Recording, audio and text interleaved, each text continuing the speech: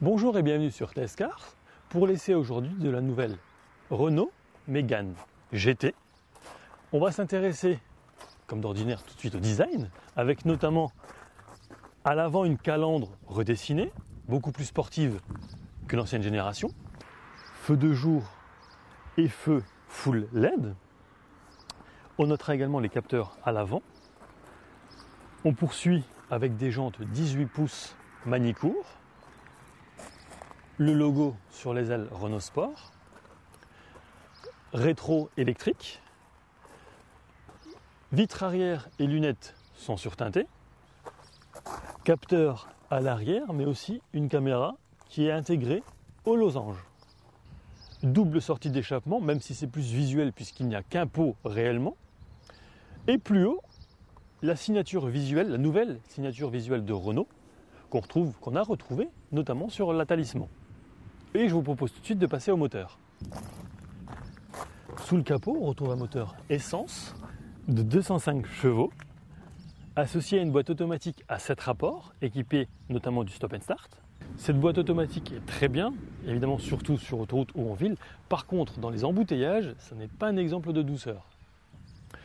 Alors niveau consommation, j'avais lu sur un magazine luxembourgeois avant de l'essayer qu'elle consommait 9,5 litres au 100 km. Ça me faisait un peu peur, d'autant plus que je savais que j'allais faire à peu près 1000 à 1500 km, donc j'en ai fait même un peu plus que 1500. Alors il faut savoir qu'avec 4 personnes à bord et le coffre plein, je suis à 6 litres 7 au 100 km en mixte. On est loin des 9,5 litres. On passe à l'intérieur, dont l'accès est main libre. Voilà. Première chose qu'on remarque, c'est le seuil de porte. Estampillé Renault Sport. La sellerie mi-cuir, mi-tissu dispose de surpiqûres bleues, comme vous pouvez le voir. C'est très confortable. On remonte un petit peu, on prend un petit peu de hauteur avec des appuis-têtes qui reprennent le logo GT. On va s'intéresser au volant. En cuir nappa perforé, et vous voyez qu'à sa base, il y a également le sigle GT. Cette nouvelle Mégane GT dispose du système 4Control à 4 roues directrices, comme l'avait pu l'être la Talisman, ce qui permet concrètement un meilleur rayon de braquage. Ce modèle est équipé, bien entendu, du châssis Renault Sport, qui est difficile d'ailleurs de prendre en défaut. Au niveau sportivité, mais toujours en relation avec la conduite, les palettes au volant. J'ai essayé une fois, c'est pas mal. La poussée est assez linéaire malgré tout, c'est pas un coup de pied au cul, sauf peut-être au démarrage. Sur le volant, donc, on retrouve des commandes tout à fait classiques de téléphone en Bluetooth par exemple, mais aussi et surtout du régulateur et limiteur, le régulateur étant adaptatif. Donc concrètement, on règle avec cette commande ici la distance avec le véhicule qui nous précède, donc qui est devant nous. J'ai essayé ça sur autoroute. C'est bien, mais par exemple en virage, lorsqu'on double un camion, le faisceau radar étant droit, il va ralentir automatiquement, alors que concrètement devant nous, il n'y a personne. Alors là, en général, il faut reprendre la main, surtout s'il y en a un derrière vous qui vous colle au cul. Au chapitre sécurité, il y a également le freinage actif d'urgence, l'alerte de survitesse et reconnaissance des panneaux de signalisation, ou encore l'alerte de distance de sécurité. Et en option, vous pouvez également avoir l'alerte de franchissement de ligne. Le système multimédia est le AirLink 2 avec service connecté. Ici, c'est un écran de 8,7 pouces avec notamment la cartographie Europe et l'infotrafic. Point d'intérêt, favoris, bon bref, c'est classique. On descend un tout petit peu plus bas, voilà ici, avec la commande RS Drive.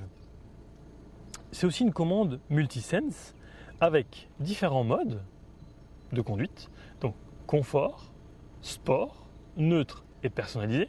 On va se remettre en confort, voilà.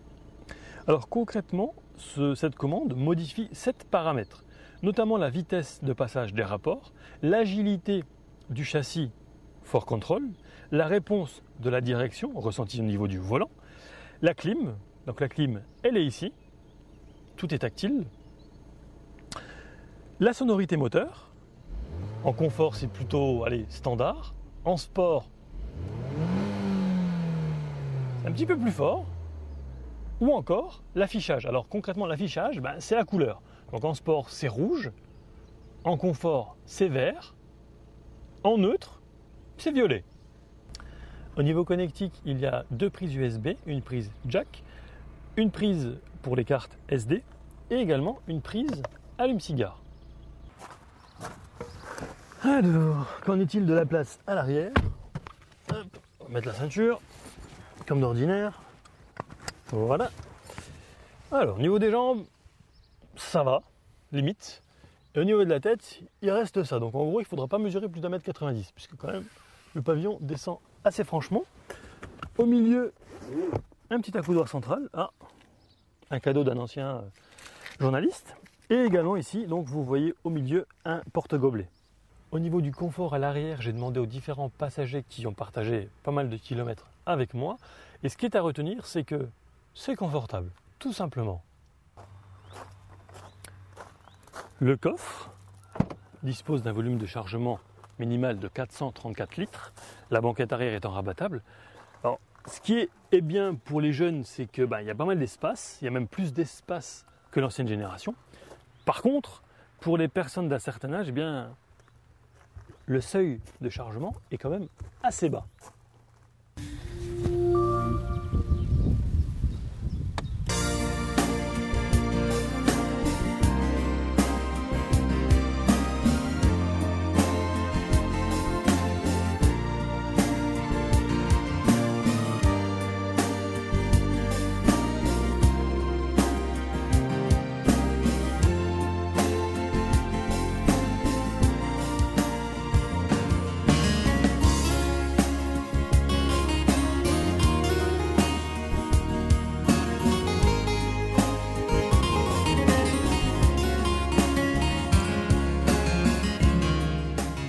Affiché à 30 555 €.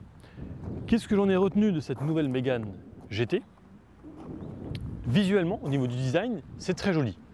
Au niveau de la conduite, il n'y a rien à redire. En fait, il n'y a pas beaucoup de points négatifs sur ce modèle. C'est confortable, ça ne consomme pas énormément au regard du moteur, donc de 205 chevaux. Non, vraiment, Si, peut-être l'espace pas l'espace à l'arrière, dans le coffre, peut-être l'accessibilité au coffre qui est un petit peu différent. Mais je pense que comme les autres modèles, comme les précédents, ça va être un best-seller de chez Renault. Que je tiens d'ailleurs à remercier Renault Belgique pour le prix du véhicule et aussi Renault Gasperich. Vous retrouverez l'essai complet sur la télévision Rive 54 ainsi que sur YouTube et Tescars, sans oublier les différents réseaux sociaux. Quant à nous, on se retrouve très vite pour un prochain essai. À bientôt!